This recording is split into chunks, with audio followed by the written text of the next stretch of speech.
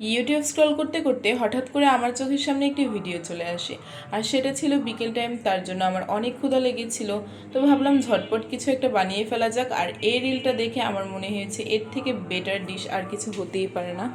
তো আমি প্রথমে দেখলাম এর জন্য প্রয়োজন হয়েছে চিড়া, কাঁচামরিচ, পেঁয়াজ, যেটা সব আমার ঘরের মধ্যে ছিল।